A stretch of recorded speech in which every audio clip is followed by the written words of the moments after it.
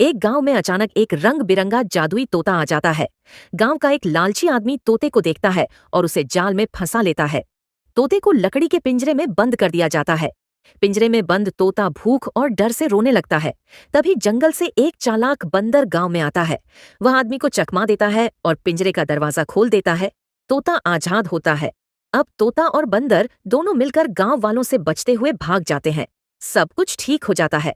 लेकिन अचानक तोता फिर से रोने लगता है, क्योंकि किसी ने भी वीडियो को लाइक और सब्सक्राइब नहीं किया होता।